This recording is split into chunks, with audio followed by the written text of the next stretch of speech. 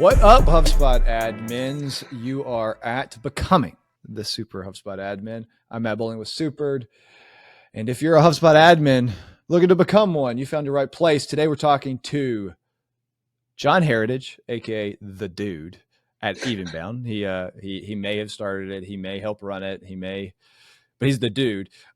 He is based in, I almost said Huntington Beach. They're based in Michigan, which is the Huntington Beach, and wherever he's at. Where are you at in Michigan, John? Grand Haven, Michigan. It's the Huntington Beach of the Midwest.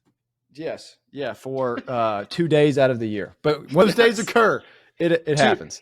We're in one of those days right now. It's like 80s and sunny and the beaches, the waves on the beach, and it's the full thing here right now. Well, welcome to the show. Excited to tell your story about how you found HubSpot and why you decided to bet everything you own on getting really good at it. I mean, that's accurate. So yeah, thanks for having me. Excited to be a part of the show. Okay. So section one that we're running through, I always like to ask guests, just to get you better. It is, if you could have any superpower besides your HubSpot superpower, if you could have any superpower, what would it be? I like that. I'm a fan of, since childhood, of Superman and the Hulk. So I'm going to go with super strength, to be able to like lift buildings off of cars and all of that kind of stuff, and then smash things. Hulk smash, right? If I get angry with my current instance of HubSpot on my computer, I'll Hulk smash my computer. So the angrier you get, the better HubSpot you get. I like maybe that could be. Yeah, you might be onto something there, right? Yeah, it's like you didn't enter in the right data. I will make it. I like it. But what is one thing that only your mother knows about you? What's something that you just that if you were to meet John, not personally, like just out in public, I wouldn't know this about you? I suppose that on my against my exterior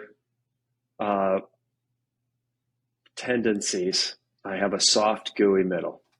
I'm a very sensitive guy on the inside. That's probably what my mom would say. What I heard you say is, I cried when I watched The Notebook, is what I heard you say, which is awesome. I did not. I watched that with my wife. I definitely did not cry when I watched The Notebook with my wife. I definitely wanted to get out of the theater, go watch a superhero like Marvel movie. But I did watch The Notebook. You cried begrudgingly. You cried when Iron Man died. I might have. That's a good one. Yes. Okay. Yes, that might be. I got you. There's. Which John, is a spoiler if anybody hasn't seen like the full. Yeah, sorry about that. Yeah. Sorry about that. Iron Man doesn't die.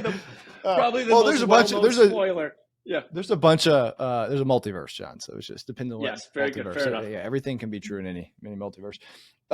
Okay, so we're here to talk about HubSpot, and not everybody has the same journey to it. And I almost say there's a new generation of people getting really good at it.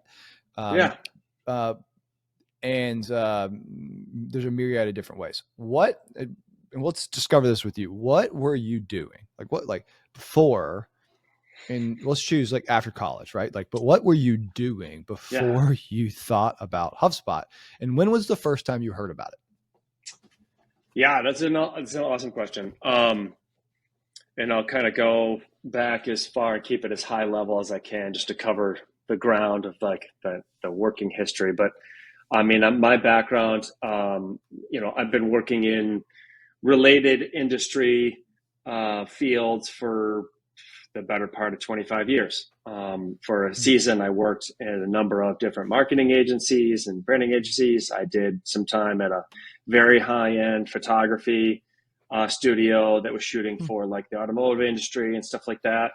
And then I landed a job out here in Grand Haven, working for what was at the time like the 6th or 7th largest land development company. And I was brought on as their director of marketing. This would have been like mid 2000s, 2005, 2006.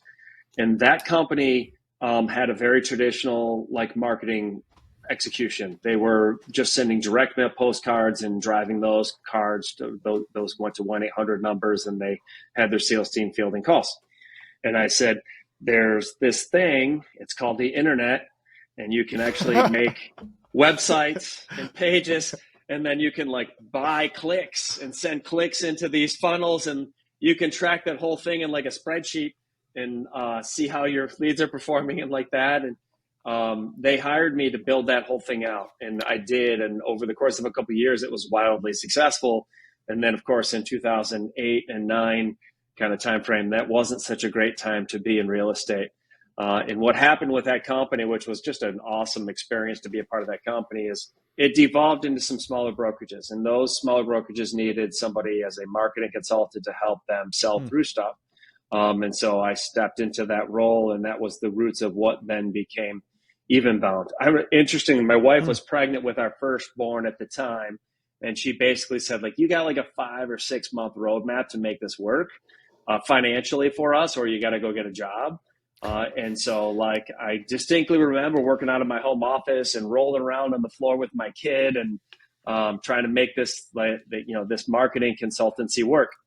And so I learned how to sell, and we sold a couple we grew the accounts, right? And I say we, which was just me at the time. And then we kind of turned into this. Really, our focus was larger web projects, what e-commerce projects, which, 2010, 2011, 2012, those like $60,000 projects is a big deal, right? It's not necessarily now, but that was a big deal then. And I could not believe that we could sell these things with a couple, 3 people and on staff, and then lose money on doing it. It was just astounding to me. So in 2015, 16, we restructured, and I said, I'm going all in. We had just gotten HubSpot. We were getting on board with it. And I said, and HubSpot was really like the impetus for us making this shift into like retainer-based work, consistent value over time, and using that software as a vehicle to deliver services. So that was really stop you right here, John. I want to hear. Yeah. I've already heard lots of interesting stuff, lots of questions about. So I'm gonna make sure I heard this right. The dude was created in 2008, and the company became different brokerages, and they liked working with you so much, they all became your first clients. Yes. Okay. And you were really creating online funnels. You were doing inbound marketing. Yeah. Before it was called inbound marketing, right? 100%. What systems did you use then? Because like before, this is 2000. I think HubSpot was created in 2011, right? Yeah. So yes. What were you using? How did you first hear about it? That then went to this 2015, because at one point HubSpot didn't have a partner. They didn't even believe in partners at one point, right? Right. So like, right. What did you hear about what we were using before, and how? Yeah, talk me through that. A lot of homegrown solutions. And where we ran into like one of those initial early clients was on Dynamics, which, I mean, everybody, Microsoft Dynamics. Let's make sure we put the word in front of it. Yeah. So sorry. Yeah. And just for the record, I have been doing this. I just gave you some dates, so you know how long I've been in this game. I have literally never in my career or in my life run into anybody that is primarily using Microsoft Dynamics that likes it and wants to be on it.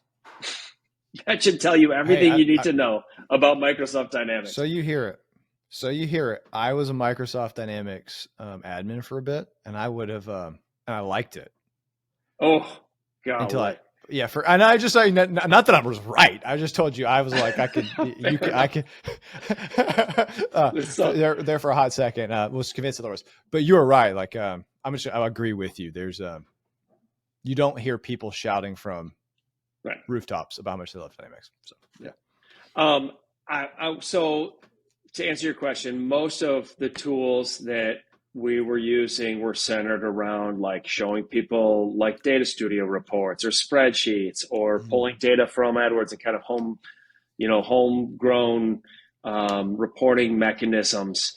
We had, I'm trying to remember the name of it. It wasn't Agency Analytics. It was another dashboard software that we had kind of created that worked for a season, right? And that was most of the tools that we were using.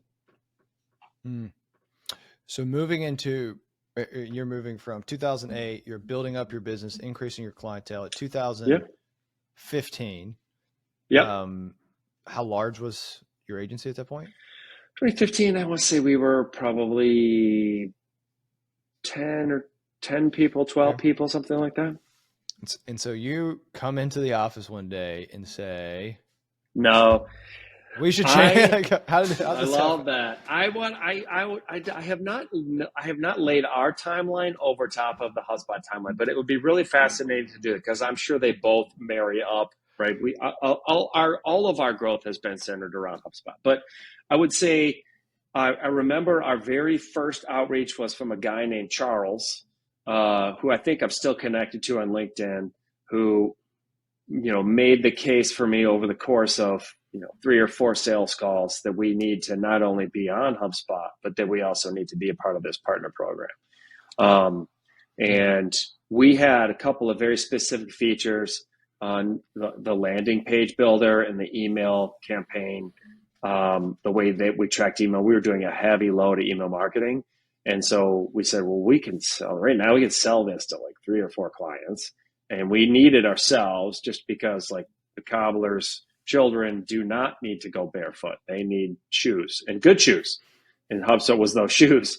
And so, yeah, that would say like that conversation initiated in probably 2014, 2015, something like that.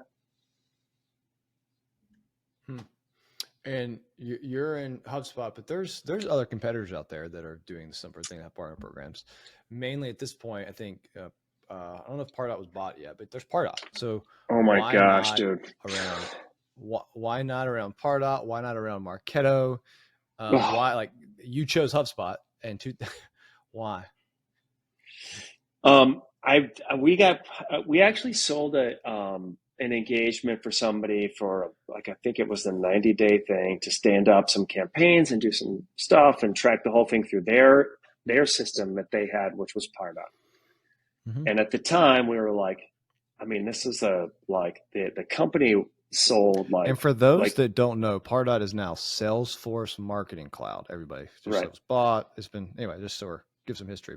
Pardot at the time, this company was selling like in-person experiences, like experiential, like an amusement park kind of thing. And they were running heavy duty campaigns and they're trying to track those campaigns better through landing pages and all that stuff. And so like people are buying tickets on this thing. They're buying tickets on, like, I mean, even back then, like on their phone, right? And literally Pardot had no mobile landing page experience. You could not make it mobile responsive. And I was like, how do we do? I don't like, I mean, so basically then you get on a desktop view and everything's been smashed to this weird, I mean, we do the best we can, but it was so bad. The experience was so bad that we were like that was a non-starter for me. If you're that limited, and at the time, mobile responsiveness was the big theme, right? Like if you're that limited in your capability, you can't even offer that. Like we can't sell this, right? So you made the decision in 2015, and then they had a full partner program. And that partner program then they had this big growth-driven design, I think, when they were coming out with that at this point. And they're saying, hey, move from hour-based to retainer-based. How do you have an agile website that's living with you, that's growing with you as you grow? And so you came there. How you were starting to go to this and I had stopped you. How transformative was that experience? Now looking back, like you are, gosh. So there was I had a difference now. What is that? Yeah. I had a partner at the time, a business partner, minority business partner at the time, who like, we were struggling with being a project-based company, to be perfectly candid with you. And I said to him like, hey, look, we've got these employees. We keep the team together. We're going to go through like 2 months. I think we had done this financial plan or whatever, financial roadmap. It was like 2 months where things are going to get lean, and then we'll pick back up again when these things kick into gear or whatever. And he's like, yeah, I can't do that. I'm not going to do that. So I said, well, I'll buy you out and I'll take the company in this new direction and go all in on HubSpot, all in on retainers. It's all we're going to sell. Like this is the whole thing. Right.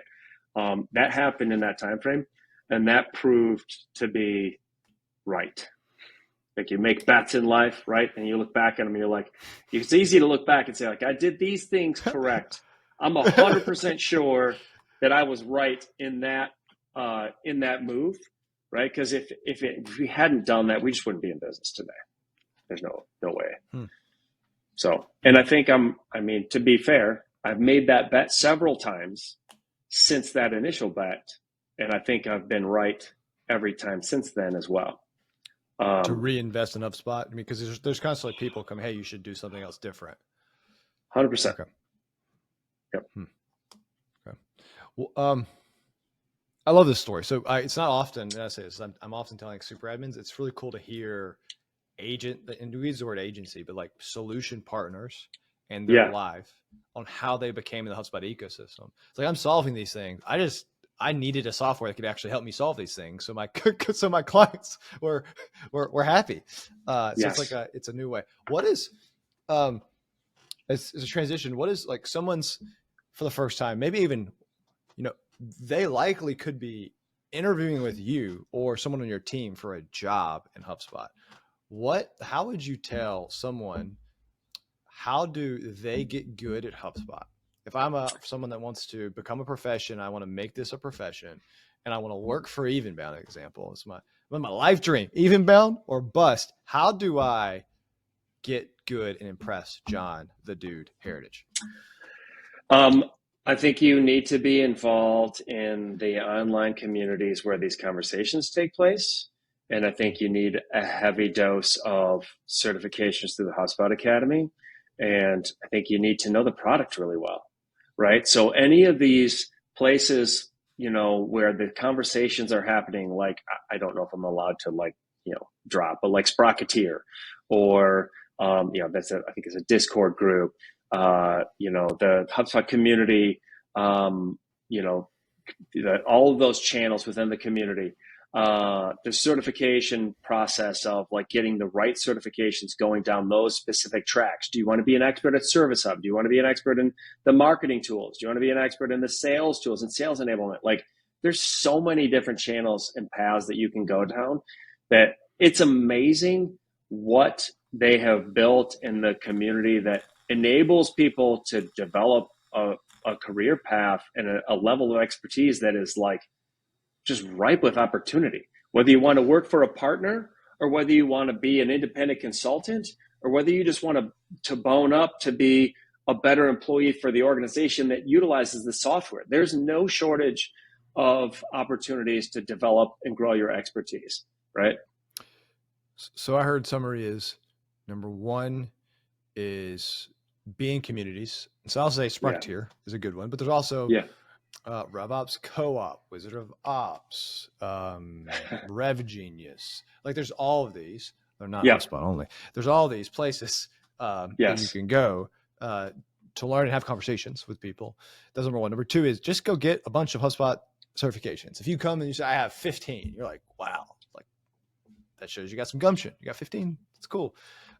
Number three is what I heard is know the product well. And John, if let's pretend I'm just to be a contrarian here. It's just, that's great, John. I need a job where someone's using HubSpot before I can learn it. So you're telling me to get good at something that I don't have the ability to get good at. What would your recommendation be to someone that is coming out of college, or God help their souls, they're in Salesforce right now and they just want to get out? Like, how do you tell someone, how do you get good if you don't have access to a HubSpot account for a company that's using it? If you don't have access to like a full-fledged like growth suite on a company account or whatever, how do you get good? There are you can create developer accounts. You can still get many certifications outside of having a specific HubSpot. You can set up a free account and learn what you can do with those tools. There's so many. I think one of the things that most people in the HubSpot community are really good at, yourself included, and other people who I am fans of and follow on social media stuff, is like the self-solutioning of like, hey, you know what? this is what's been put out in front of me. It's limited in these ways or those ways or whatever. So this is how I'm going to solve for it. And I think like the general attitude around HubSpot and the partner program is that like there's lots of different ways to solve issues, and that's where the community comes into play. But in the like, I'm restricted to the tool set that I have. If you are going down a developer track, like you don't need to be restricted by that. You can set up a development account and test some things. If you are on the marketing or the sales track, then you're like, well, there's certifications you can get that are not exclusive or that are, you know, exclusive of having a full-fledged enterprise growth suite license, right? That would be my response to that. To put it today's hack, we'll see if HubSpot changes this. Type in HubSpot developer account, click the option on the left, and you will have up to 10 full enterprise accounts you can play around with for free. So if you want to learn something, just as one of those hacky hacks that I use a lot of today. Okay, one opportunity, and I just want to hear your thoughts on this, but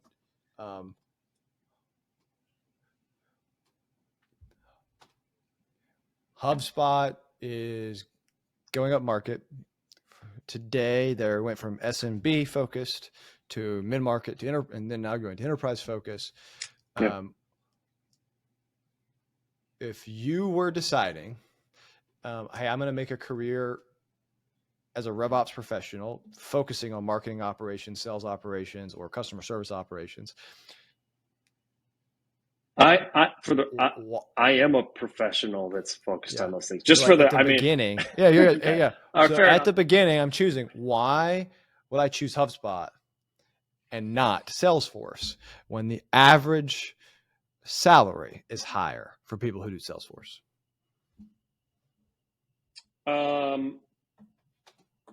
Besides that, you wouldn't be able to work with John, the dude, even now. Why would I choose HubSpot over Salesforce when the salary is higher? I think you need to look at.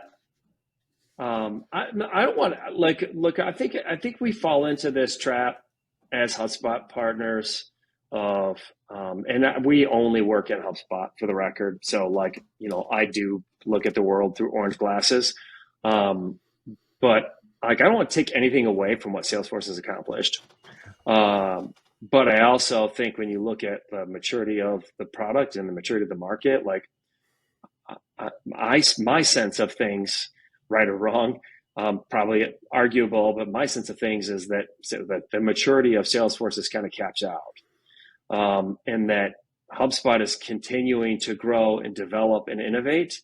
And the core of that product offering from Salesforce was, they took this over here and put it in. And they took this over here and put it in. And took this and put it in. And they've got this,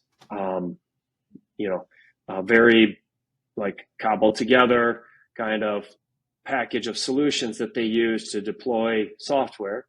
And I think there's always something to be said for this like bespoke crafted piece of software that they built from the ground up, and what you can do with that and how it will grow and expand over time, and like kind of future proofing it from the beginning, if you will.